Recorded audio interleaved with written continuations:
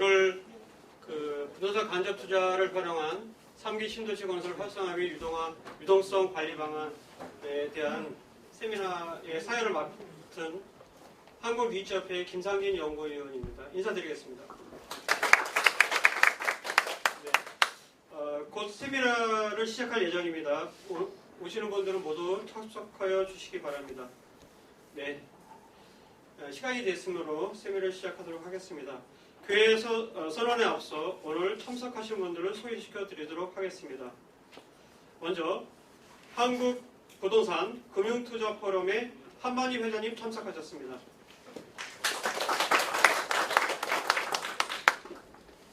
한국리츠협회 김대영 회장님 참석하셨습니다. 네, 반갑습니다. 국토교통부 부동산산업과 김중환 사무관님 참석하셨습니다. LH 연구기획실 장인석 센터장님 참석하셨습니다. LH 부동산금융사업처 이광조 차장님 참석하셨습니다. LH 연구기획실 신형석 책임연구원님 참석하셨습니다. 법무법인 세종 이석 변호사님 참석하셨습니다. 전 LH 토지주택연구원장이신 송경환 원장님 참석하셨습니다.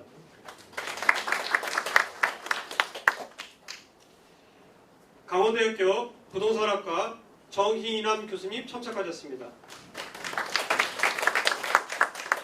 정희남 교수님께서는 한국리츠협회 전문위원도 겸임하고 계십니다. LH 부동산금융사업처 조은숙 처장님 참석하셨습니다. 한국경제신문 윤아영 기자님 참석하셨습니다. 마스톤 투자운영 유명한 이사님 참석하셨습니다. 주거환경연구원 김우진 원장님 참석하셨습니다. 건국대학교 이연석 교수님 참석하셨습니다. 주식회사 금성백조주택 김영환 부사장님 참석하셨습니다. 하나자산신탁 이정환 상무님 참석하셨습니다. 도투자자문 서영심 부사장님 참석하셨습니다. 네, 이것으로 오늘 참석하신 분들의 소개를 마치도록 하겠습니다. 지금부터 2020년 제1차 정책 세미나를 시작하도록 하겠습니다. 오늘 정책 세미나는 사단법인 한국부동산금융투자포럼, 한국리츠협회, 건국대학교 부동산도시연구원이 공동 주최하는 세미나입니다. 본 주제는 부동산 간접 투자를 활용한 3기 신도시 건설 활성화 및 유동성 관리 방안에 대한 내용입니다. 제1주제, 제2주제를 마치고 커피 타임이 있으며 그 뒤에 종합토론을 진행할 예정입니다. 종합토론이 끝날 때까지 객석에 계신 플로어님들께서는 계속적으로 참여하셔서 대토리치가 발전할 수 있도록 많은 성원을 부탁드리겠습니다. 그러면 먼저 한국부동산 금융투자포럼 한만희 회장님의 환영사를 듣도록 하겠습니다.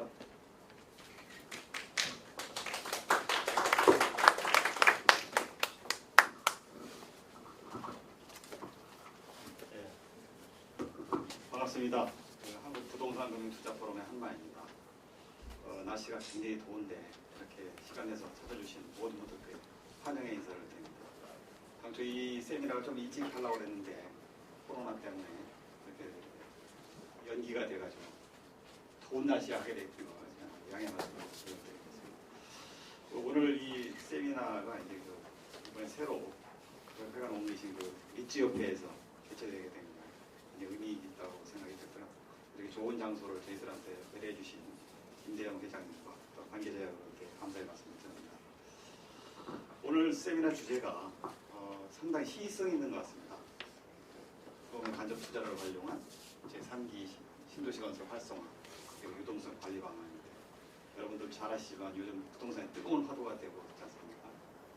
결국은 유동성을 어떻게 관리하느냐 문제, 그게 상당히 중요한 한 축이라고 생각되는데 그 대안으로서 이 대토 보상, 신도시 건설을 갖다가 시중 자금을 활용해서 좀 해보자 하는 것은 굉장히 좋은 주제로 생각이 되고 또 이것이 잘 진행이 되면 실제 부동산 가격 안정에도 많은 도움을 주지 않을까 이렇게 생각됩니다.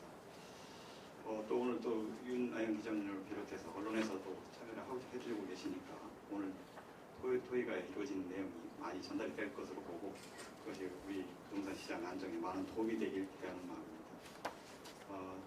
이렇게 다시 한번 여러분들 이렇게 참여해 주신 데 대해서 감사의 말씀을 드리고 끝날 때까지 계속 적극적으로 의견도 개진해 주시고 토론도 해주시면 대단히 고맙겠습니다. 다시 한번 감사의 말씀드립니다. 감사합니다.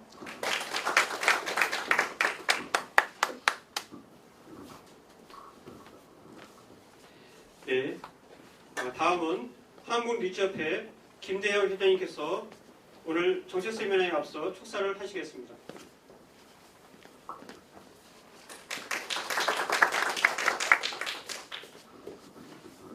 네, 저 이게 리츠 협회장으로서 이제 금융투자 포럼 저는 이제 부회장을 이제 맡고 있고요. 같은 이제 같은 분야, 이렇게 리츠라는 거를 통해서 같은 주제를 얘기하기도 하지만 금융투자 포럼은 좀 이제 부동산 간접투자 시장 전반을 다루고 좀 객관성을 가져가려고 하는 이제 그런 모임이고요. 참여하는 범위도 업계나 학계를 포함해서 좀 광범하게 회원을 구성을 하고 있습니다. 그래서 저희 오늘 같은 주제로 오늘 이런 시간을 갖게 돼서 이 자리에서 하게 돼서 굉장히 번겁게 생각합니다. 앞으로 이제 금융투자 포럼이 세미나 장소나 이런 필요한 부분이 있으면 저희가 가능한 선에서 적극적으로 지원을 해드리도록 하겠습니다. 오늘 이 세미나 주제도 굉장히 좋은 주제 같고요.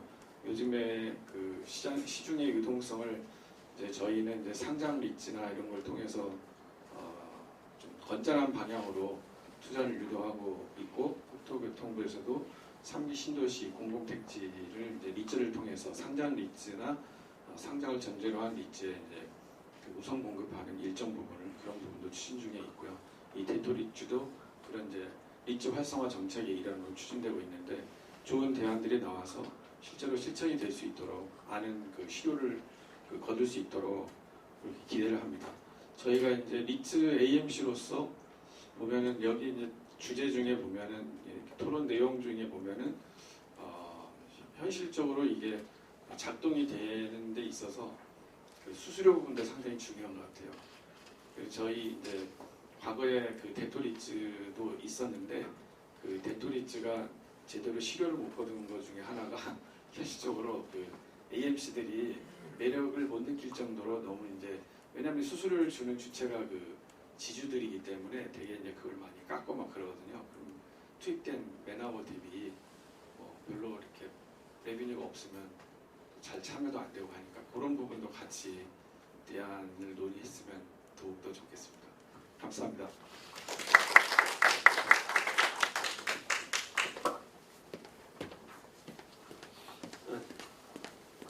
한국 부동산 금융투자 포럼의 한만희 회장님께서의 환영사 그리고 한국리츠협회 김대중 회장님께서의 축사 감사드립니다. 다시 한번 박수 부탁드리겠습니다. 오늘 발표를 맡으신 분들과 플로어에 계신 분들 그리고 토론을 맡으신 분들은 모두 앞으로 나오셔서 사진 촬영을 하도록 하겠습니다. 사진 촬영은 두 컷을 찍을 텐데요. 한 컷은 마스크를 낀 상태에서 찍고요. 또 순간적으로 마스크를 내려놓고 이제 찍고 그렇게 하도록 하겠습니다. 전 플로어 분들께서 앞으로 나와서 사진 촬영을 하시면 되겠습니다.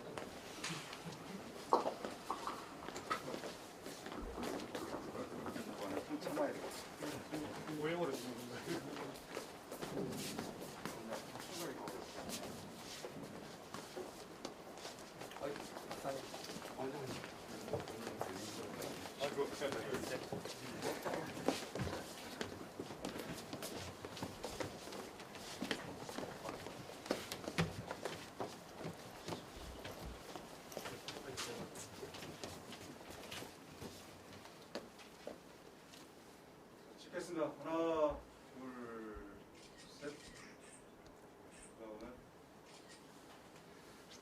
파이팅 한번 하시죠. 말씀 먹고 하시죠. 볼게요. 큰 카메라로 막 찍어보여주시면 손원장 씨 잠시라도 마스크 내리셔야지 잘 나옵니다. 파이팅 하시죠. 파이팅. 파이팅!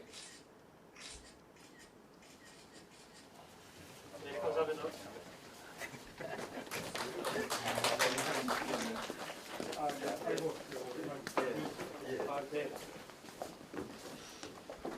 곧장 제1주제 대토 보상권 기반 리츠 활용과 문제점 진단을 통한 활성화 전략을 장인석 센터장님, 이광조 차장님, 신현석 책임연구원께서 발표하시도록 하겠습니다.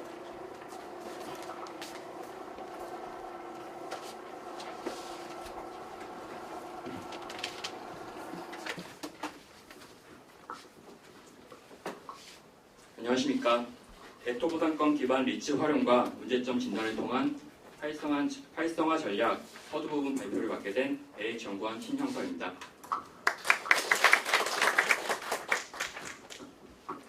정말 어려운 상황 속에서 이제 세미나가 개최가 되었는데요. 일단 그 발표 기회를 주신 실제 여러분께 감사드리고요. 제가 겪어본 세미나 중에 가장 오늘이 더운 것 같습니다.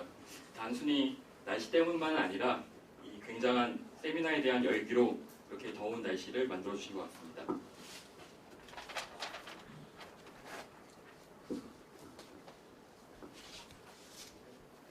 저는 대토보상권 활용 필요성과 이슈에 대해서 말씀드리겠습니다.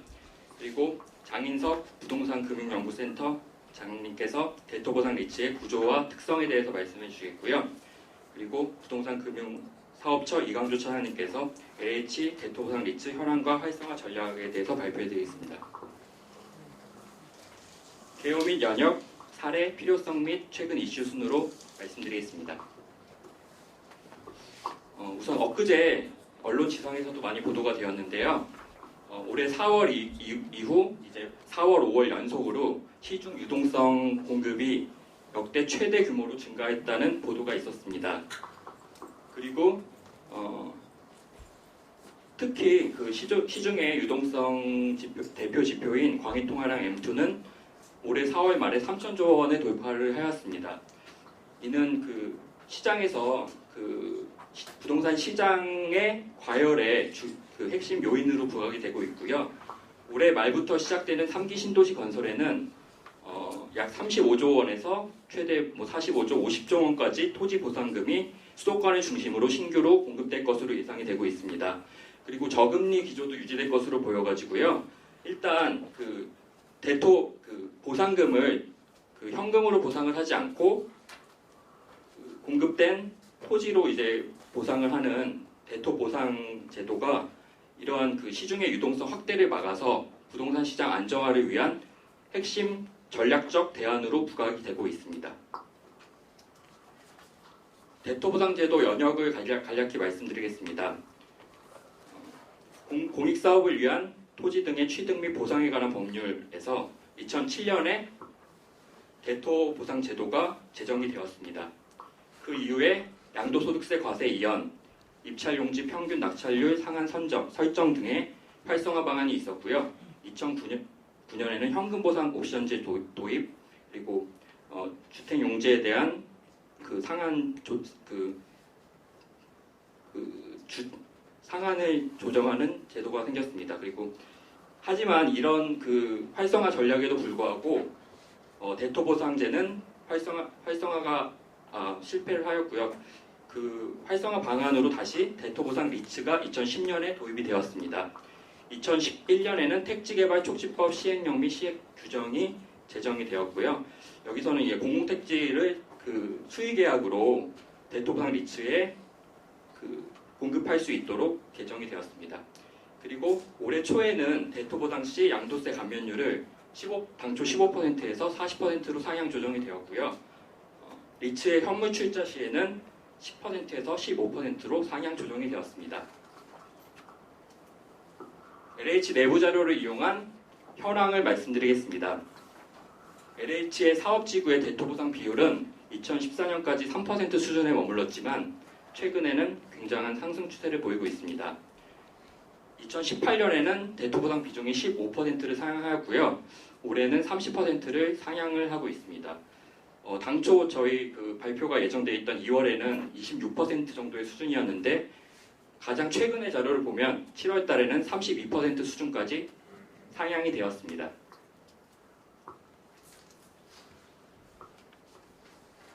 사업 지구별로 말씀드리겠습니다. 보상이 완료된 수소 역세권의 경우 대토 보상 비중이 66% 수준을 보여주었고요. 성남 복정 1지구 같은 경우는 44.2%로 높은 수준을 보여주었습니다. 수도권의 우량한 입지를 중심으로 대토 보상 비중이 높게 나타나였고요. 평균 보상금을 보시면 지구마다 약간 차이가 있겠지만 10억 인당 10억 내외 정도의 수준을 보여주고 있습니다. LH는 공공주택 지구 6곳을 테스트 베드로 삼고 대토 보상을 현재 진행 중이고요. 3기 신도시에는 대토 보상 리츠를 활성화할 계획입니다. 리츠 도입을 통한 장점으로는 전문기관 활용, 투자자 보호, 미분양 주택 사업 매입 파격 등을 통한 사업 리스크 감소 등으로 보다 체계적으로 공동 개발이 가능한 장점을 가질 수 있습니다. 민간 대토 보상 리츠 사례를 보시겠습니다. 현재 3곳이 청산이 되었고요. 2곳은 진행 중입니다. 동탄 제1호 2호와 생보 대만 홀딩스가 2013년부터 설립이 돼서 이제 청산이 완료가 되었고요. 호원 평택 고덕은 아직 청산은 안 된 상태고 현재는 판교 테크노밸리 2지구의 오피스텔 부지에 지금 대토 보상 리츠 설립이 추진되고 있습니다. 이러한 민간 대토 보상 리츠에서는 약간의 좀 수익성 측면에서는 일부 리츠에서는 수익성은 높게 나타났지만 규모 면에서는 좀 아쉬운 면이 있습니다. 규모가 작아서 시중의 유동성 완화 측면에서는 미미한 측면을 보여주고 있습니다. 대토 보상 리츠는 개발이 공유, 원주민 재정착, 시중 유동성 조절이라는 대명문화의 굉장히 필요성을 느끼고 있지만 계속돼서 제기되는 대토 보상 제도상의 문제점이 있습니다. 이러한 문제점에 대해서는 오늘의 핵심 주제로서 추후 발표에 계속 언급이 될 예정이므로 생략을 하도록 하겠습니다. 최근 이슈에 대해서 말씀드리겠습니다. 최근에 대토 개발 업체들이 난립 과당 경쟁이 일어나가지고 굉장히 현재 보상 지구에서 부작용이 우려되고 있는 상황입니다. 따라서 그에 대한 대비책으로 대토 보상권에 대한 전매 금지가 강화가 4월달에 입법돼서 10월에 시행 예정이고요. 대토권을 담보로 한 대출도 금지되고 있습니다. 이게 토지 보상주들은 인센티브 대비 좀 보상이 외약한 거 아니냐면서 좀 반발을 취하기도 하고 있습니다. 올해 말부터 이제 3기 신도시 보상이 시작되기 때문에 그 이전에 이러한 문제점들에 대한 선제적인 문제 해결이 필요한 상황입니다.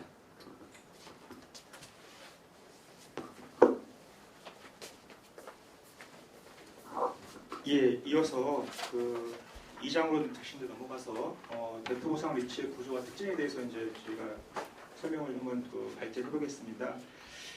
저희가 이렇게 발제 부분을 세 사람에 구별하는 이유가 대토 보상 리츠 자체가 대토 보상에서와 리츠가 서로 불가분의 관계이기 때문에 조금 더 이렇게 좀 차별적으로 설명을 하면은 이해가 쉽지 않을까라는 그런 상황에서 저희가 좀 번거롭지만 파트를 세 개 나눴고요.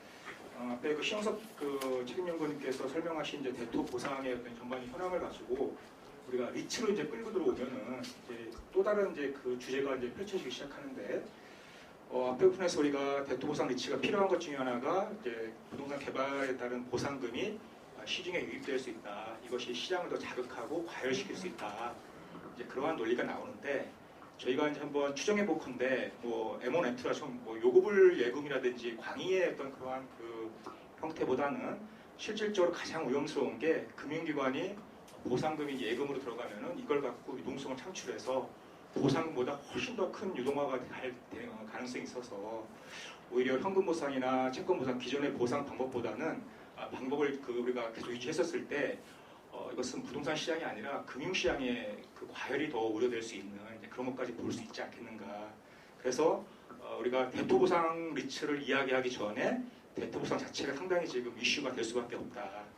그렇지만 우리가 이제 리츠를 끌고 들어오면 이것을 이제 우리가 금융 기법으로 볼 수 있는 거기 때문에 실질적으로 저희 그 이번에 그 발제하는 연구진들이 볼 때는 이 대토보상 리츠가 단순하게 부동산 시장을 넘어가지고 이제 부동산 금융의 발전의 어떤 하나의 그 패러다임 자체도 우리가 그 영향을 줄 수 있지 않는가.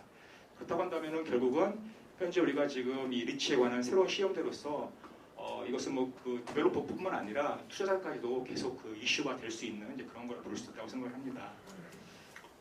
보통 이제 우리 사업 구조는 우리가 뭐 너무 잘 아는 것처럼 당연히 그 이 대토 보상권이 있어야 되고 대토 보상권을 출자를 해서 리츠에 출자를 해서 리츠가 개발 사업을 하고 그다음에 대토 보상 그러니까 보성 용지가 만들어지고 공급이 되면 그거 가지고 뭐 우리가 그 상부시설 건축물을 통해서 수익 배당을 하고 청산하는 그러니까 전형적인 우리가 그 리츠의 사업 구조 형태라 볼 수 있을 것 같습니다. 우리가 이러한 걸 봤었을 때 사실 대토 리츠만 갖고서 학술적으로 연구가 된 건 거의 없습니다. 그만큼 사업 구조가 단순하고 또 현실적으로 볼 때도 대토 보상 리츠가 이론적이거나 학술적 논문으로는 그렇게 이슈가 될 수 있을 만한 주제가 아닙니다. 그러니까 사업 굉장히 실무적으로 이제 얘기가 이루어지는 거고요. 그리고 앞서서 우리가 오늘 그 인사 말씀에서 그 회장님께 말씀하신 것처럼 대토 보상 리츠는 AMC 역할이 굉장히 중요합니다. 얼마나 AMC가 수수료가 낮아도 버틸 수 있는 영향이 있는가. 그 다음에 말 많고 탈 많은 좀 표현이 그렇게 합니다만은 대토 보상권자들의 그 니즈를 AMC가 얼마만큼 녹여낼 수 있는 건가. 그렇다고 하면은 그 AMC가 과연 공공개발 사업의 특성이 있었을 때 민간이 AMC를 가질 수 있는 건가 적당한 거냐. 그것도 한번 논의가 또 필요할 것 같습니다. 그렇지만 민간인 공공이 떠나서 공공과 민간이 합쳐져서 또 다른 AMC를 한다 하더라도 오늘 입장이 중요한 것은 AMC 역할이 상당히 중요하다. 그리고 우리가 기존에 대토보상을 통해서 했던 사업들, 지주공동 사업이 사실은 이제 우리가 기존에 대토보상을 했었을 때 대부분 다 그 지주공동 사업 형태로 이렇게 움직이고 있는 것이죠. 그리고 결국은 지주공동 사업의 핵심 키워드는 결국은 시공사가 이제 그걸 가져가기 때문에 사실 사업을 함에 있어서 많이 좀 좌초되기도 하고 또 중단되기도 하는 그 부분이 있는 반면에 만약에 이것을 대토보상을 갖다 리츠를 끌고 들어오면 조금 더 전문화된 그리고 좀 어떠한 그 금융기법, 파이낸스 기법이 들어오면서 안정적으로 갈 수 있지 않을까. 그리고 이 리츠가 자금을 조달하는 기법이 있을 때 여기서 PF 대출뿐만 아니라 뭐 펀드 자금을 끌고 들어오다는 여러 가지 그 자금을 끌고 들어올 수 있는 그 이 채널이 넓어져서 사업을 더 안정적으로 할 수 있지 않을까라는 그런 장점도 분명히 있을 겁니다. 그러면은 이제 이러한 그 대토 리츠의 차별적 특성은 오늘 자리에 함께해 주신 그 전문가분들께 다 이건 이론의 여지가 없을 것 같습니다. 첫 번째로는 사업 신속하게 할 수 있고요. 기존의 다른 리츠보다는 더 굉장히 혜택의 여지가 더 많이 있다고 판단되어지고 또 당연히 안정성이 있는 것이죠. 그래서 이것은 뭐 보상권 금액에서 130%까지 우리가 그 조성용지를 할 수 있기 때문에 이 리츠의 자기자본 비율 높아지고 또 실질적으로 대토 보상을 받는 그 토지 소유자들도 그 효과가 좀 있게 보여지는 것이 예를 들어서 뭐 우리가 1,300억 원 정도의 보상금이라고 하면은 실제 대토 조성 용지가 나올 때는 1,300억까지 토지 매입할 수 있을 정도로 그만큼 리츠의 자기자본 능력이 상당히 좋아지는 거라고 볼 수 있습니다. 두 번째로는 현금 보상 대비 경쟁력이라고 저희가 적어놨는데요. 물론 뭐 절세 효과도 있고 또 선제적으로 토지 수익형 토지 개발 사업 여건이 확보가 되어 있다고 하는데 오늘 발표를 하기 전 앞서서 유튜브에서 과연 대토 보상 리츠나 대토 개발 리츠 이런 것들 유튜브에 서 있는 필드의 전문가들은 어떻게 이 대토 리츠를 보고 있냐고 제가 한번 살짝 살펴봤더니 이 부분을 상당히 많이 강조합니다. 땅으로 받는 게 훨씬 좋다. 이익이 더 많이 날 수 있다.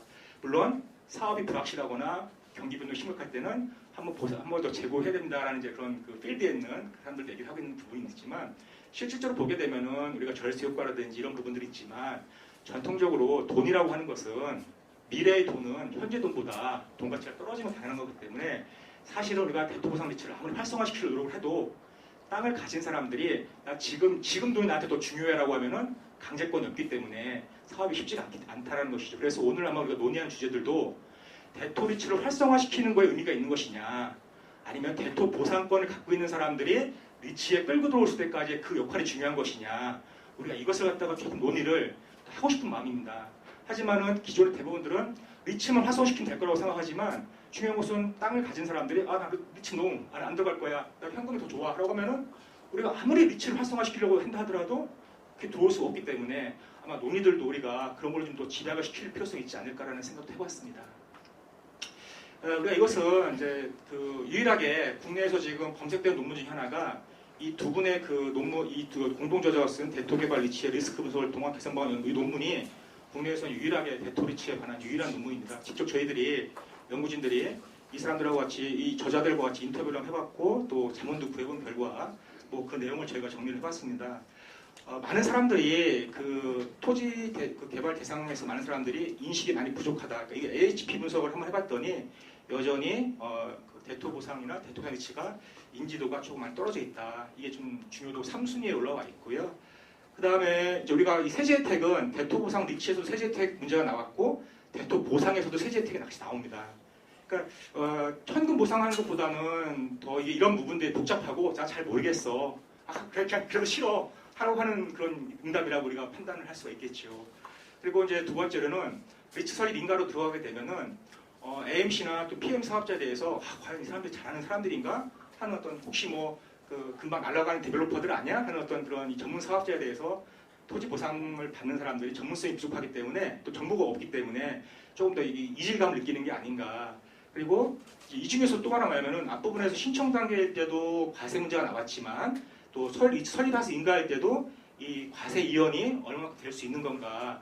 그리고 또 이것은 이 양도세 과세 이연 되느냐 안 되느냐는 대토보상 리츠만 중요한 것이 아니라 대토 보상 제도에서도 활성화에 져야 되는 요인이 나와 있습니다. 이거는 뭐냐면은 이 논문은 대토 리츠에 대해서 얘기 나온 것이고 저희 연구진이 대토 보상과 같이 조인트가 돼서 비교할 수 있는 군들을 나눠보니까 이렇게 저희가 이제 볼 수가 있는 것이 될 수 있고요. 그다음에 이제 뭐 자금 조달일 때 파이낸싱 조달 에러도 있고 이제 가장 그 현실적으로 이 사람들이 사업 현장에 느끼는 것들은 대토 보상권주들 간에 그렇게 많이 그 의견이 대립돼서 리치가 중간에 뭐 이렇게 무너지고 또 안 되고 그래서 결국 AMC 역할이 중요하고 뭐 이런 것들도 강조를 하는 부분들이 있습니다. 그리고 수요자의 분양이나 임대 선호도 왜냐면은 나중에 완공되는 그 부동산의 가치 그 유형이 분양을 갖고 싶어하는 사람도 있고 또 임대만 하고 싶은 사람도 있는데 과연 그 대토 개발 리치가 이러한 다양한 그 사람들의 니즈를 반영시킬 수 있을 만큼 유연하게 갈 수 있느냐. 이것은 대토 리치의 제도적 문제가 아니라 대토 보상권자들의 니즈를 리치까지 끌고 들어올 때 과연 우리가 효율적으로 검토를 할 수 있느냐라는 참 쉽지 않은 문제인 것 같습니다. 그래서 저희들은 이제 그 뒷부분에 이제 우리 이강 주사님께서 이제 그 활성화 전략을 얘기하기 전에 중간 소결로서 대토 보상 리치는 과연 어떤 우리가 의미를 부여할 수 있을까라는 정리를 해봤습니다. 즉 기존의 대토 보상이 잘 안 되고 있는데 대토 보상 한계점이 리치 방식으로 확장이 되면은 충분한 개선이 될 수 있을까? 우리가 그 화두를 하나 던져볼 수 있을 것 같고요. 두 번째로는 대토 보상 리치가 리치로서의 경쟁력을 우리가 가질 수 있을까? 즉 개발 사업의 불확실성 분명히 존재하는데 이 불확실성을 대토 리치가 온다고 해서 그 불확실성을 좀 저감시켜 줄 수 있을 만큼 리치가 건강한가? 그것도 우리가 얘기를 해볼 수 있겠지요. 그래서 우리가 이 대토 리치를 본원적 목적에서도 얘기할 수 있고 또는 뭐 화폐적 가치에 대해서 얘기를 할 수 있는데 실질적으로 저희가 이 별표친 내용을 보게 되면은 대토 리치가 그 지향을 해야 될 가장 큰 목적 중에 하나는 뭐냐면 현물 출자자들에 대한 배려, 즉 이 사람들의 니즈를 잘 녹아시킬 수 있는 거 하나. 두 번째로는 그 중에 하나가 우리가 그 과세 효과가 지금 굉장히 과세 이연 효과가 된다고 한다면은 근본 저희 연구진들은 엄니치까지도 그걸 한번 더 확장시켜서 한번 검토를 해봤습니다. 미국 같은 경우에는 이제 엄니치가 대부분 활성화되어 있고 과세되는 시점을 갖다가 그 현물 출자하는 사람들이 수시로 선정을 해서 공모할 때 내가 그 과세를 받을 건지 현재 받을 건지 그 자기가 그 수익이 실현되는 그 시점에 따라서 그 과세에 대한 그 부과 시점을 조절할 수 있다고 하니까 우리가 과연 이번에 그 제도 개선 논의가 나오는 그 과정에서도 이런 부분을 하게 되면은 리치 자체의 문제가 아니라 또 리치 자체의 개선 방안이 아니라 대토 보상권자들이 리치를 들어올 수 있는 채널을 다양화시켜 줄 수 있다면 어떨까? 이제 그러한 차원에서 저희가 한번 이제 지금까지 소론의 입장에서 한번 저희가 이 단계별로 한번 주요 이슈들을 한번 정리해 본 겁니다. 자, 누구를 위한 걸까? 그다음 이것이 과연 우리가 경쟁력 있는 실무자산을 끌어들일 수 있는 것일까? 차별적 경쟁력이 있을까? 여기까지는 저희가 필요성은 이미 언론이든 사업 시행자든 토지 보상권자들 간에 다 공감할 수 있는 내용들인 것 같습니다. 근데 이 설립하는 그 단계에서 올 때는 과연 보상권자들이 여기 들어와서 내가 수익을 잘 만들 수 있을까? 어떤 그런 거에 대한 의문점이나 불확실성을 리치가 해소할 수 있을까라는 그 부분에 대해서는 앞으로도 우리가 많은 논의가 더 필요할 것 같고요. 세 번째로는 활성화 전략에 대해서는 결국은 어떤 우량한 AMC가 공공이든 민간이든 아니면 공공과 민간이 같이 합쳐서 만든 AMC든 간에 어떻게 우리가 그 AMC 역할을 충분히 소화하면서 현금 보상 받는 것보다는 데토로치 받는 게 당신들한테 훨씬 더 유리하고요. 수익을 더 볼 수 있고요. 세금 좀 절감시킬 수 있고 그러므로 해서 궁극적으로 사업 시행자인 공공개발 사업 시행자인 예를 들어서 LH가 현금 보상비를 갖다가 초기에 투자를 해서 부채가 힘들어진다든지 캐시플로우가 나빠지는 효과를 할 수 있는 것이지 데토리치는 반드시 사업 시행자를 위한 제도가 아니고 사업 시행자를 제도가 아니고 토지 보상을 위한 방식으로서 그 부수적인 효과로서 사업 시행자를 봐야 되는데 우리들은 너무 지나치게 데토리치 하나만 갖고서 하다 보니까 실질적으로 그동안 많이 얘기가 되었음에도 불구하고 아직까지도 조금 더 미흡한 점이 있지 않을까라는 이제 그러한 생각에서 저희가 근본 발제문을 접근해봤습니다. 다음번에는 다음 장에서는 우리 이광수 사장님께서 우리 LH는 어떻게 하고 있는지 또 어떠한 그 아이디어를 갖고 고민하고 있는지를 갖다가 발제를 해주시겠습니다.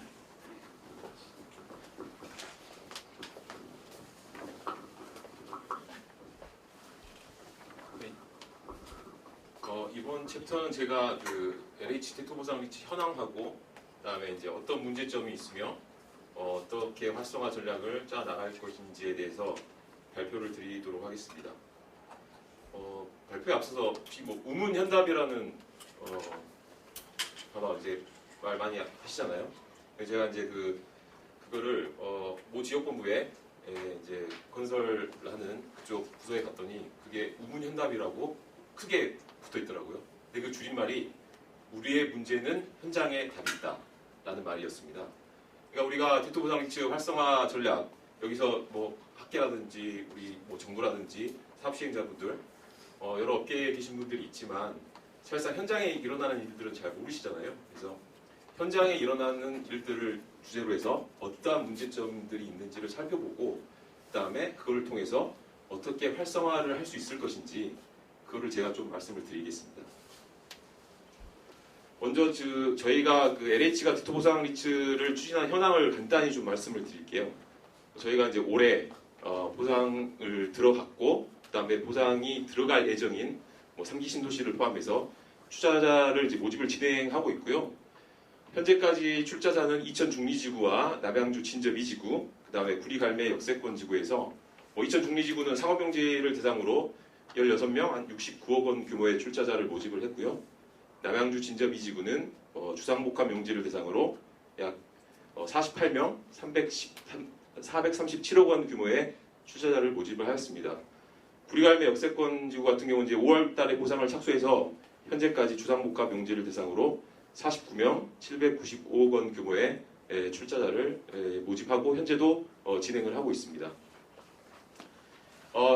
이번 장부터는 제가 이제 대토 보상 리치의 문제점이 뭔지 좀 들여다볼 것인데요. 첫 번째로 대토 보상 및 대토 보상 리치의 이제 불확실성에 관한 부분입니다. 대토 보상자 나중에는 이제 출자자가 되겠죠. 대토 보상 리치를 참여를 한다고 하면 그 출자자들의 불확실성이 있는데 첫 번째로는 이제 그 대토로 공급받을 내 면적이 조기에 확정되지 않는다는 겁니다. 그러니까 10억으로 대토 보상을 신청을 하는데 이 10억이 과연 나중에 대토를 공급받을 때 몇 제곱미터가 될 것인지 확정을 할 수 없다는 거죠. 왜냐하면 대토를 공급받을 때 그 금액이 확정되기 때문에 나중에 가서 면적이 확정됩니다. 그러니까 대토 보상자는 그냥 금액만 맡겨놓고 내가 도대체 얼마의 면적을 받아서 얼마를 개발할지 모르는 거예요. 그게 이제 첫 번째 이유가 되는 거고요. 또 하나가 대토 보상 계약 시점하고 나중에 대토를 공급받아서 개발하는 그 시점 간의 시차가 존재를 합니다. 보통 짧게는 한 2에서 3년, 문화재 같은 게 나오면 5, 6년도 걸리겠죠. 현재는 부동산 경기가 좋았지만 나중에 3년, 4년, 5년 뒤에 부동산 경기를 장담을 할 수 없는 거죠. 그래서 지금 대토를 신청하지만 나중에 가서 부동산 경기가 하락세에 접어들면 대토로 개발할 유인이 없다는 거죠. 또 하나가 대토 보상 리츠의 문제인데 이 출자자는 모집이 돼서 같이 갈 사람들 확보가 돼 있습니다. 하지만 인가를 받지 못했어요. 왜냐하면 사업계획이 구체화될 수 없었거든요. 내가 받은 대토의 면적도 확정이 되지 않고 금액도 모르고 어떻게 개발을 해야 될지 모르기 때문이었죠. 그래서 이렇게 미인가 상태가 지속됐다는 문제점.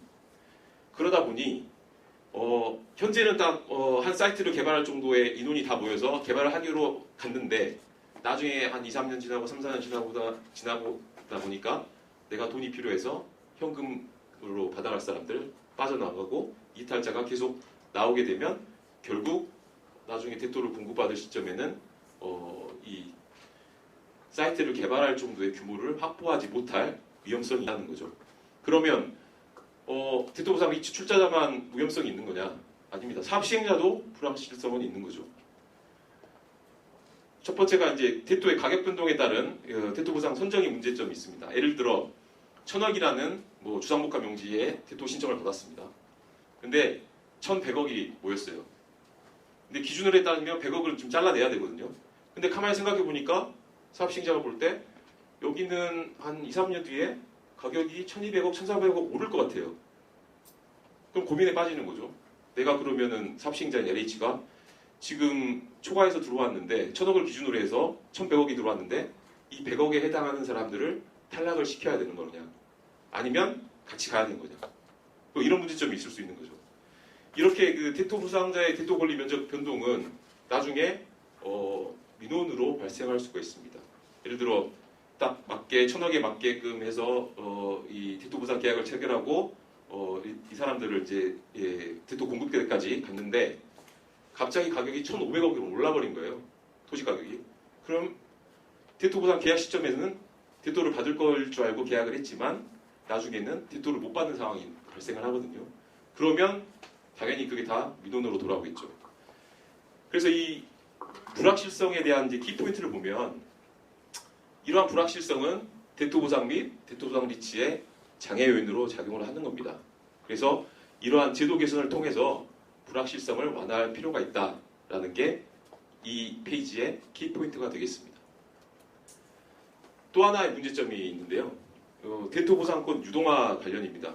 지금 여기 계신 분들이 뭐 신문지상이라든지 언론에서 이게 사실상 작년 초부터 엄청나게 좀 이슈가 됐던 문제이거든요. 대토 보상권 유동화 두 가지 방법이 있는데요. 뭐 크게 이제 분류를 하면 두 가지 방법입니다. 하나는 이제 금전 채권 신탁을 활용한 자금 조달 방법인데요. 이 대토 보상 계약자는 대토 보상 권리가 있고 우리 법상으로 1년이 지나면 얼마든지 현금으로 전환할 수 있는 현금 전환 청구권이 있습니다. 그리고 현금 전환 청구를 할 때 LH로부터 받을 채권이 있는 거죠. 이 대토 보상 계약자는 이 금전 채권, 내가 현금 전환 청구를 LH로 했을 때 받을 수 있는 채권을 신탁회사에 신탁을 하는 겁니다. 그러면 수익권이 생기겠죠. 그 수익권을 뭐 어떤 특정 개발업체의 1순위 수익권자로 지정을 합니다. 그러면 그 개발업체는 금융권에 가가지고 이 수익권을 담보로 돈을 빌리는 거죠. 그러면 이러한 금융기관에서 조달한 자금이 개발업체에 흘러가고 이 개발업체의 자금이 대토 보상 계약자로 가는 거죠. 이런 금전이 뭐 대토 보상 계약자에게만 그냥 갔으면 문제가 없었는데 이 개발업체가 대토 보상 계약자에게 자금을 주면서 이런 겁니다. 내가 뭐 예를 들어 70% 10억 보상자인 사람들에게 이러한 금전 채권 신탁을 활용해서 7억을 조달했는데 7억을 갖고 와서 대토 보상 계약자에 주면서 7억을 갖고 왔으니까 대토 보상권 70%를 나한테 넘겨라 라고 얘기를 하는 거죠. 근데 이러한 구조를 잘 알면 대토 보상 계약자가 안 하겠지만 구조를 잘 모르고 당장에 돈이 생긴다고 하니까 오케이 했던 겁니다. 그래서 이게 사회적으로 이슈가 돼서 2018년 말부터 이슈가 돼서 19년 4월에 국토부에서 유권 해석 내려서 이게 이제 금지를 시켰죠. 이거는 하지 말아라. 그리고 올 4월에 토지보상법도 개정을 했고 그래서 현재는 이게 불법입니다. 그랬더니 리츠 쪽에는 틈새가 보이기 시작한 거였죠. 왜냐하면 주식담보 현물주자에서 주식으로 바뀌는 거잖아요. 대토 보상권이. 왜냐하면 토지보상법상에 우리가 이 대토 보상권을 현물주자하는 거는 이 전매외의 사유로 인정을 해줬거든요. 그러다 보니까 대토 보상 구조는 똑같습니다. 대토 보상 계약자가 대토 보상권을 현물주자해서 리츠의 주주로서 배당이 되고 주식을 담보로 해서 돈을 빌리는 거죠. 똑같이 이 돈이 이렇게 대토보상 계약자에게 흘러갑니다. 그러면 이런 그 구조들, 이런 구조들이 왜 있게 됐을까라는 걸 생각을 해보면 첫 번째는 대토보상자의 니즈가 있었다는 거죠. 왜냐하면 두 가지 사례를 예를 들겠습니다. 하나는 돈이 많은 사람이고 똑같이 보상금이 10억이에요. 이 사람은 현금이 많아요. 집에도. 또 한 사람은 보상금이 10억인데 근저당이 5억 있고 양도세 5억을 내야 됩니다. 그러면 실제적으로 보상을 받는 금액은 아까 첫 번째 사람은 10억을 다 받지만 LH로부터 두 번째 사람은 보상을 못 받는 거죠. 이걸 만약에 대토보상을 신청을 한다고 하면 돈이 많은 10억을 보상받는 사람은 10억을 전체를 대토보상을 신청을 하지만 돈 없는 사람은 한 푼도 대토보상을 신청을 못합니다. 그래서 이런 대토보상자의 그 요구가 있었기 때문에 이런 이 자금 조달이 가능했던 거고요. 이런 것들은 사실상 대토보상 활성화의 요소로 작용한 건 맞습니다. 일례로 뭐 수소역세권 60%에 가까운 대토보상 이게 다 이 금전채권 신탁 때문이었거든요. 뭐 장학도 마찬가지였고 다 뭐 그 전까지는 대토보상 비율이 그렇게 높지 않았어요. 뭐 2008년부터 18년까지 평균 해봐도 뭐 4%대 대토보상 신청률이. 근데 갑자기 2018년 뭐 이때부터 뭐 30%대, 40%대 이렇게 높게 증가가 되는 겁니다. 이게 대토보상 활성화 요소로 작용한 건 맞습니다. 근데 이제 또 하나 문제점이 이러한 자금들이 개발업체의 전매자금, 대토보상권을 매입하는 그런 전매자금으로 쓰였다는 것도 하나의 큰 문제점이죠. 그래서 이러한 것들은 대토보상 도입의 취지를 훼손하는 거죠. 대토보상이라는 게 개발이익을 공유하고 유동성을 억제하는 취지가 있는 거잖아요. 근데 개발이익도 개발업체가 가져가고 유동성은 그대로 다 풀리는 그런 이제 문제점이 있었던 거죠. 또 세 번째 문제점을 좀 살펴보겠습니다. 이제 항상 대토보상 리츠를 할 때마다 이 PM이라는 이제 개발업체가 이제 등장을 하게 되는데요. 전장에서 말씀드렸다시피 일부 개발업체가 리츠를 대토보상권 불법 전매 수단으로 활용한다는 거죠. 리츠라는 껍데기를 활용해서 주식담보대출을 통해서 자금을 조달하고 그러한 자금 조달을 전매자금으로 활용을 한다는 거죠. 그래서 이게 사실상 그 전매를 금지하고 있지만 대토는 리츠로 변환되는 순간 제3자가 취득하기는 되게 쉽습니다. 주식만 매매를 하면 되거든요.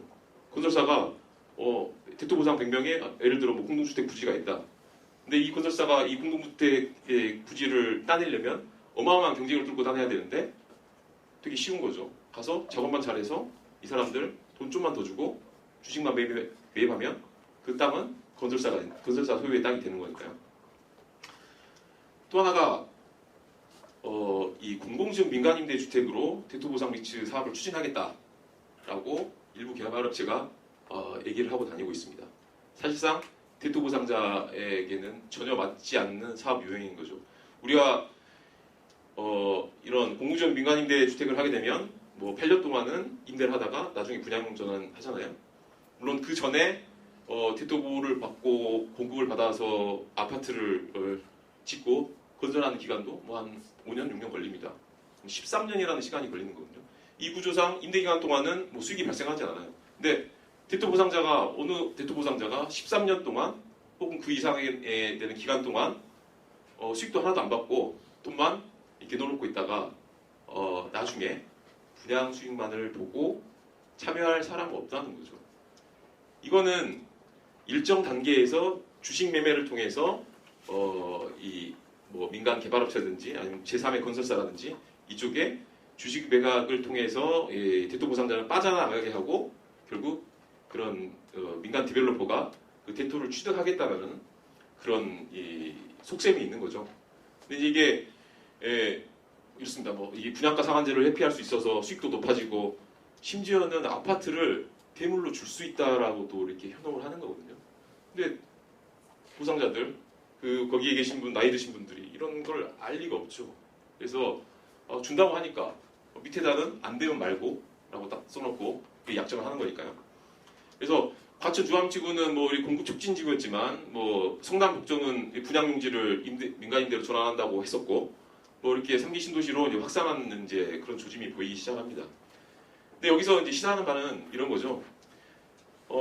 GPM 주도로 편법의 사업 추진하더라. 대토보상 리츠 사업을 봤을 때.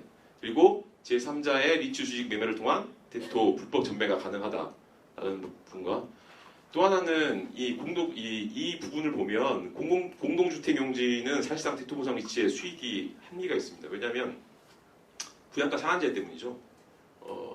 그래서 아무리 이 토지 자체도 이 일반 분양하고 대토 보상자가 받을 때 차이가 없습니다.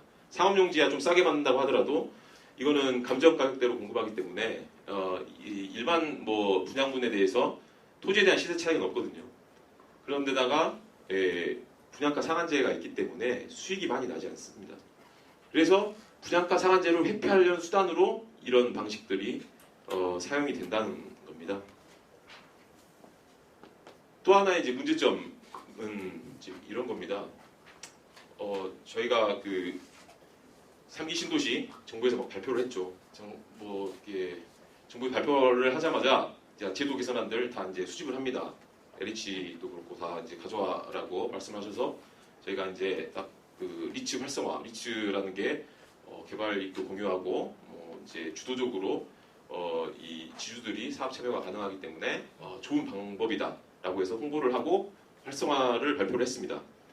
네, 그래서 저희가 이제 그 개선안들을 좀 마련해서 갔어요. 그래서 양도세, 이 지금 대토보상 리츠 현물 출자를 하면 그때 양도세 추징 조항이 있었거든요. 예를 들어서 5%를 추징을 하니까 그런 이제 폐지를 좀 건의를 드렸고요. 또 하나 취득세 부분은 이 피수용자들은 이 대체 취득을 하면 이 취득세를 감면해 줍니다. 근데 사실상 리츠 현물 출자하면 물론 리츠가 취득을 하지만 그 사람들이 다 대토보상자고 수용을 당했던 사람이기 때문에 리츠가 취득하는 이 재산에 대해서도 취득세를 감면을 해주는 게 합리적이다라고 이제 건의를 했던 거죠. 근데 오히려 올 1월에 이제 세법이 개정이 됐는데 양도세 추징이 25%로 확대가 됩니다. 왜냐하면 이제 그 양도세 그 감면 비율이 대토보상이 40%로 올랐거든요. 그 전에는 15%였는데 40% 올고 사실상 5%는 좀 올려준 건 맞습니다. 근데 상대적으로 보면 이 추징당하는 이 금액이 더 커진 거죠. 그리고 취득세는 이제 미반영이 됐고요.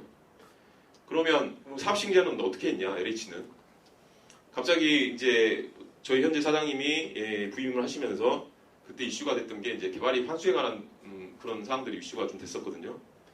지금 대토가 120%, 우리 감정가격의 120%의 상한이 있었거든요. 상업용지 같은 경우는 아무리 낙찰률이 높아도 우리 평균 낙찰률로 공급하지만 낙찰률이 높아도 120%까지는 120% 넘는 범위에서 주지 않고 캡을 씌워서 공급을 하겠다라는 규정이 있었습니다. 근데 이제 개발이익 환수라는 이게 화두가 떠오르면서 규정을 바꿨죠. 그래서 평균 낙찰률에 90%를 적용하고 120% 상한을 폐지를 합니다. 3기 신도시를 조성하겠다고 발표가 나고 난 다음이었거든요. 그러니까 이제 그 3기 신도시 소유자들이 엄청나게 이제 들고 일어났죠. 여기에 대해서. 그래서 결국에는 다시 또 바꿨습니다. 이 부분이 하도 이제 이슈가 되다 보니까 그래서 다시 종전대로 120% 상한을 재도입을 한 겁니다. 이런 걸 봤을 때 여기에서 이제 시사하는 바는 정부 부처 간 또 정부와 사업 시행자 간에 일관된 그 시장 시그널을 좀 줘야 되지 않느냐. 대토보상 리츠로 활성화하려면 그런 방향으로 정부라든지 사업 시행자가 제도를 개선할 예정이고 인센티브를 이렇게 주는 쪽으로 그렇게 하는 게 맞지. 정부와 사업 시행자 간의 차이 아니면 부처 간의 차이로 인해서 그런 시그널들이 자꾸 이렇게 오류가 나면 이 대토보상자들이 혼란해하더라라는 걸 지금 알 수가 있고요. 당연히 이 부분을 보면 세제 개편을 통해서 수익률 개선이 가능한 사항, 또한 이 활성화를 위해서 제도적 인센티브 도입이 필요하다는 것을 알 수가 있을 겁니다. 그러면 지금까지는 이런 문제점들, 어떠한 현장에서 일어나는 문제점들이 있었는데 이거를 통해서 어떻게 활성화를 할 수 있는 전략을 도출해낼 것인가 라는 부분에서 좀 살펴보겠습니다. 첫 번째는 대토보상 리츠 불확실성. 불확실성이라는 것은 결국 리스크잖아요. 리스크를 줄여주고 수익률을 높이는 방향으로 활성화 전략이 나와야 된다라는 거죠. 그래서 대토의 권리 면적, 내가 얼마를 받을지를 조기 확정을 해서 안정적인 리츠 출자자를 모집을 해야 된다는 겁니다. 또한 영업인가, 지금 현재는 뭐 영업인가를 받을 수 없지만 조기 영업인가 제도를 통해서 빨리 이 대토 보상자, 대토 보상 리츠를 제도권 내로 포용을 해서 관리 감독을 해야 된다는 거죠. 특히나 이제 저희는 이 부분은 뭐 저희가 이 사업계획 수립하면서 지금 하고 있는 건데요. 이 미분양 공동주택에 대해서 매입 확약을 제공함으로 인해서 부동산 경기 변동에 대한 리스크를 어느 정도 해지를 할 수 있는 방안을 마련을 했습니다. 두 번째 전략은 규제. 물론 규제가 다 좋은 것만은 아니지만 이 시장이 활성화되고 올바로 돌아갈 수 있도록 규제를 통해서 이 올바른 제도 정착을 유도를 해야 된다는 거죠. 리츠를 활용한 편법 전매행위 차단을 통한 뭐 주식 매매 제한 뭐 이런 것도 필요하고요. 뭐 담보 필요하다면 담보 제공 금지 이런 조항도 필요하겠죠. 이게 사회적으로 문제가 된다고 하면요.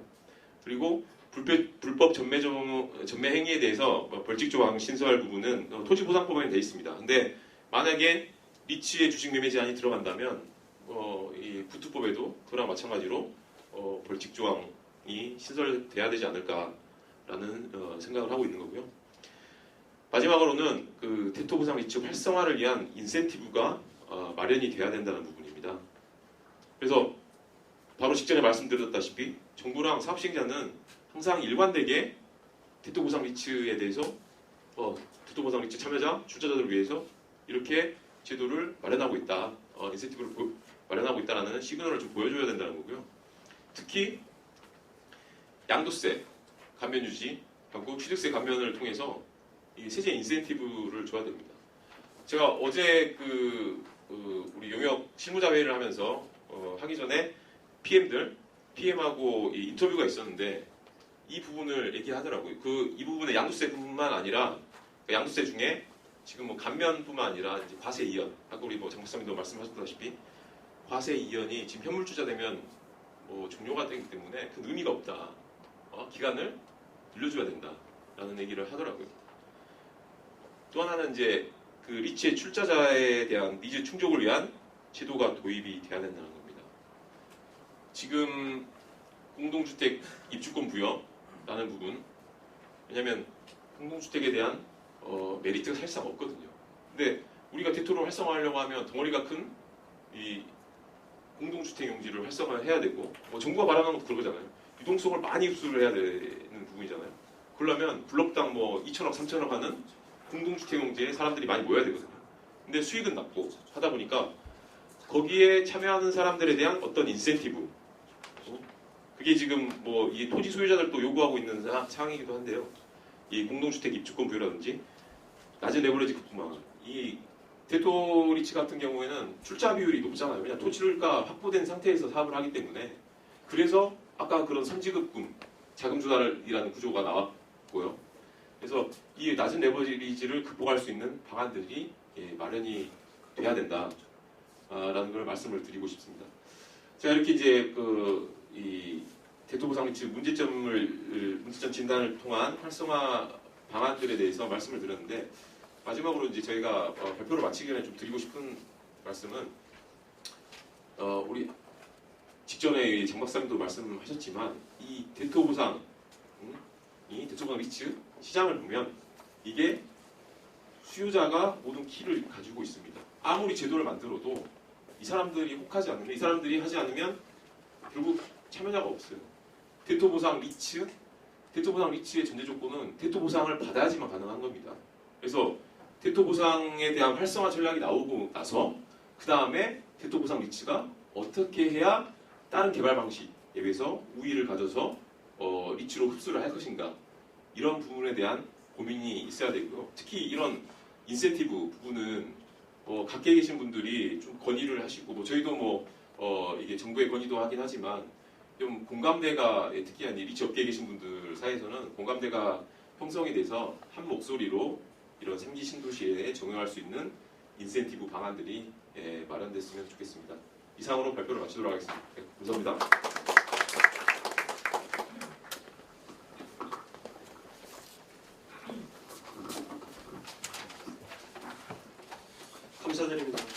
첫 번째 주제인 대토보상권 기반 리츠 활용과 문제점 진단을 통한 활성화 전략을 발표하신 LH 한국토지공사의 장인석 센터장님, 이광조 차장님, 신현석 책임연구원님께 박수 부탁드립니다.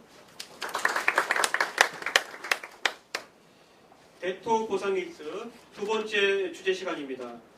두 번째 주제는 대토 보상 리츠 활성화를 위한 제도 개선 방안에 관하여 법무법인 세종의 이석 변호사님께서 주제 발표가 있겠습니다.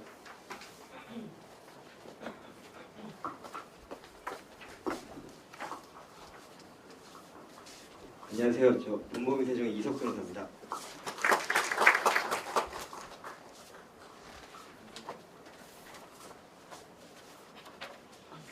이렇게 내실 있는 그 정책 세미나에 그 강의를 활성화에 관한 그 참여를 할 수 있게 해주셔서 대단히 감사하고 장소를 또 훌륭하게 대단히 장소를 빌려주셔서 대단히 감사합니다. 지금. 그 앞에 하셨던 분들은 정말 정책적으로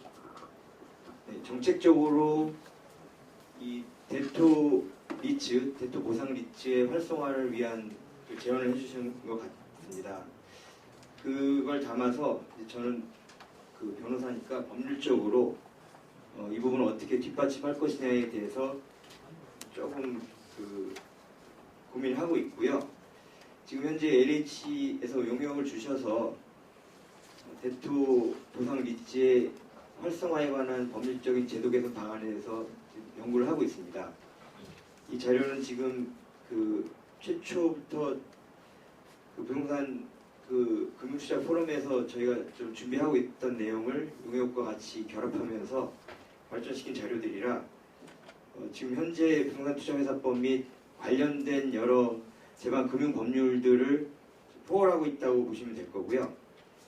지금 말씀하신 그 문제점 하나하나에 대해서 그 관련 법령의 개정 내지는 해석의 어떤 그 전환이라든가 이런 것이 필요한 상황이라 그 부분에 대해서 하나하나 좀 살펴보도록 하겠습니다.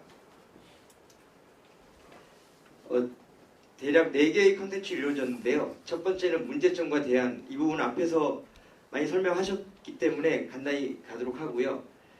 2번, 3번이 중요한데 대토보상 리츠와 3번은 보상채권 리츠입니다. 이게 같은 거 아니냐라고 생각하실 수 있는데 대토보상 리츠는 대토보상권을 리츠의 현물 출자하는 방식이고 보상채권은 대토를 받을 수 있는 보상권이 아니라 채권인데 토지 매수권의 부여된 약간의 하이브리드성 성격의 보상채권을 현물 출자하는 방식을 말합니다.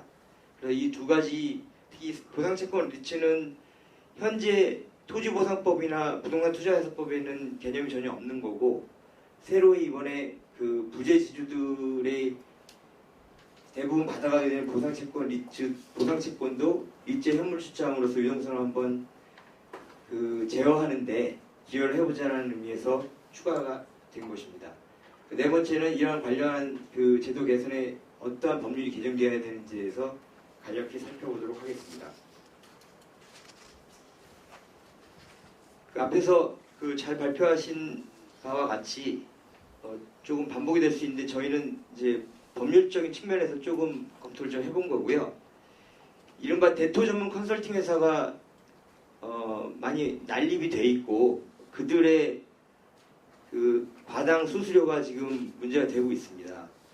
그래서 지금까지는 그 토지보상법에서 전매가 금지되는 대상을 대토 보상권만 규정하고 1년이 지나면 LH에 현금으로 주세요 하면 바로 주거든요. 그 현금 전환 및 현금 전환에 따른 현금 보상권은 전매 금지되는 대상이 아니어서 PM사에서 이 부분에 약간의 그 공백을 틈타가지고 자금을 좀 융통해주고 그로 인해서 그 혜택을 보는 지주들과의 사이에 어떤 과다 수수료를 계약한 다음에 폭리를 취하는 이런 형태가 지금 반복되고 있었습니다.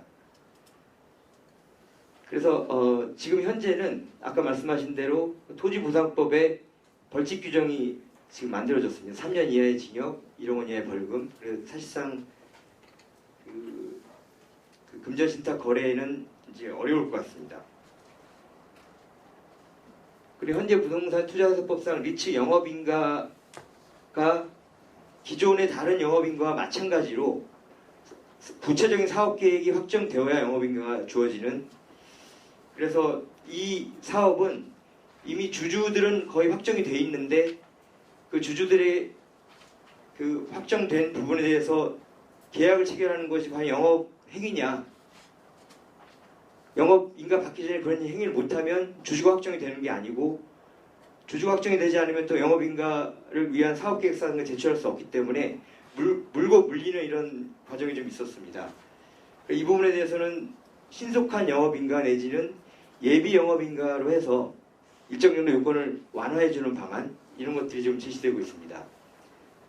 그래서 그 인가 절차의 간소화 및 신속 심사 제도를 도입해서 일단 아주 구체적인 사업계획서 이전이라도 영업인가를 예비 영업인가, 뭐 명칭이 어떻다 하더라도 예비 영업인가를 허용하는 방안이 어떠냐라는 것이 도입될 필요가 있다, 이렇게 생각을 하고 있고요.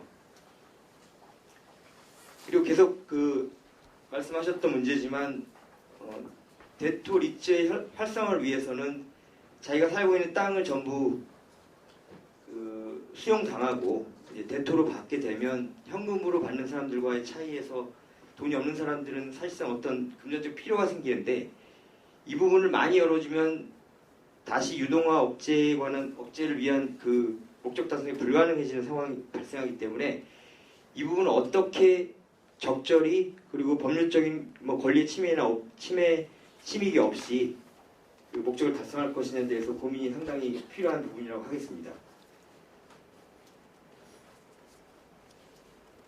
그래서 이 제도적 개선 방안을 그리고 PM사의 무분별한 영업으로 인한 문제도 있는데, 그럼 PM사들을 전부 못하게 할 것이냐, 아니면 양성화할 것이냐. 근데 PM사들이 여태껏 이로 인한 상당한 수익을 거둬왔는데, 이걸 양성화한다면은 그들의 수익도 작아지고 그들의 역할 범위도 줄어들기 때문에 과연 이걸 수용할 것이냐. 그럼 양성화한다면 어떤 식의 그 직책을 부여하고 어떤 식의 뭐 등록이나 인허가를 맡게 할 것이냐, 이 부분에 대한 고민이 좀 필요할 부분이 있고요. 근데 법률적인 측면에서는 뭐 직업 선택의 자유라든가 이런 부분도 있고, 그 적절한 그 양성화 방안이 마련되지 않으면 오히려 나중에 이제 민원이라든가 이런 소지가 충분하다는 생각에서 좀 더 좀 고민이 필요하지 않을까라는 생각을 하고 있습니다. 아까 말씀드린 대토보상 리츠 그리고 토지보상 리츠, 그 두 개 중에 대토보상 리츠 활성화를 위한 제도적 개선 방안을 말씀드리겠습니다. 일단 활성화 방안인데요. 이건 약간 정책적인 방안이긴 한데, 무주택자인 출자자에게 우선 분양권을 부여하는 방안이 있는데, 일단은 원주민의 재정착 등에서는 큰 효과가 있을 것으로 보이지만 형평성의 문제가 발생할 수 있을 것 같습니다. 대토보상 리츠 출자자는 이미 대토보상 리츠를 통해 개발 이익을 향유하는데, 무주택 출자자에게 이런 우선 분양권까지 준다면 이중 혜택이 아니냐라는 식의 어떤 무주택 출자자라든가 현금보상권자, 기타 대토보상권자, 대토리츠에 출자하지 않는, 현물 취하지 않는 대토보상권자들의 그 문제 제기가 있을 수 있다. 특히 원주민은 이제 이주자 택지 공급 제도, 국민주택 등 특별공급주택 공급 시 해당 지역 거주자 우선 선정 제도들을 통해 우선 분양권을 어느 정도 부여할 수 있는데, 역시 이것까지 반영하면 이중 혜택에 문제가 있다. 이 부분도 조금 더 그 법률적인 좀 고려가 필요할 것 같다는 생각을 하고 있습니다. 아까 말씀하셨지만 양도세 취득세 감면 방안이 지금 현재 채권 보상자 3년 이상 만기 특약 시에는 30% 이상 양도세 감면이고, 대토리츠는 15%. 이것도 이제 좀 상향 조정된 건데, 어쨌든 타 보상 방식과 형평성을 고려해야 되는 문제가 있다라는 내용이고요.